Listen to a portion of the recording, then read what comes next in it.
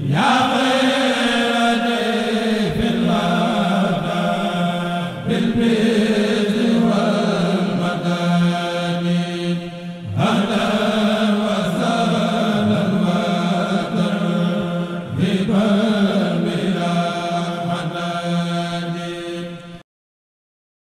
you very much. Assalamu alaikum wa rahmatullah, dear viewers. Welcome back to this Masrab al-Shafi min al-Manba'i Shafi.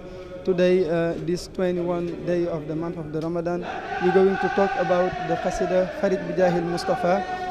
If you are used to be following the performances, each time it's the last Qasida that we have in the performances. So today we're going to talk about it. Farijj bijahil Mustafa is the opening line of a 15-verse poem composed by Sheikh Ahmadu Bamba in the Raja's metrical style. It is an ardent plea and a fervent prayer also in favor of the community of the Prophet Muhammad sallallahu alaihi wasallam. This community, which was a constant preoccupation of the best of creatures, his declaration on the day of Arafat is a proof that he really consider this very nice community, but also he will make the same declaration on the day of the judgment day, when he will say, my community, save it. So this poem is an acrostic of the verse fragment from the Quran, فَاسْتَجَابَ لَهُمْ رَبُّهُمْ فَاسْتَجَابَ لَهُمْ رَبُّهُم, which means their Lord has heard them. So it is in Surah Al Imran in the verse 195. The preamble opens with the formula Salatul Fatihi, after which the Sheikh reveals the purpose of the poem when he declares, grant the relief to his community, may the peace and salvation of God the Most High be upon him, his family and his companions. So from there the major theme is clearly revealed, a prayer for the community of the Prophet Muhammad sallallahu alaihi wasallam. We immediately perceive a deep empathy also, from the very first line, he will say, farijj bijahil Mustafa an ummati, ya mukhrijan abdan kada min ghummati.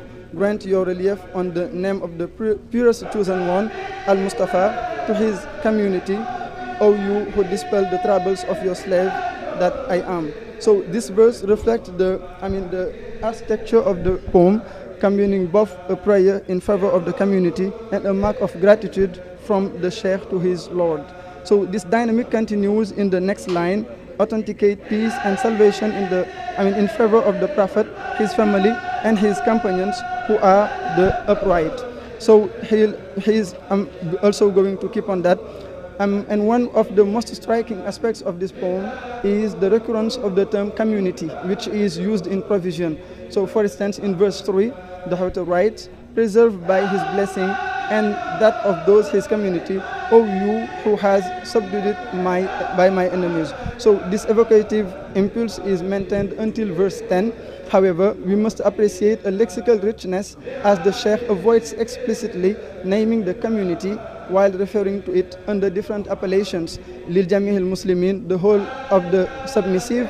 Li Jamihil Muhsinin, the whole of the virtuous men and women. Liman yuhibbunaka, those who are enamored of you, those who love you. Li zawil imani wal islami, those who possess faith and submission.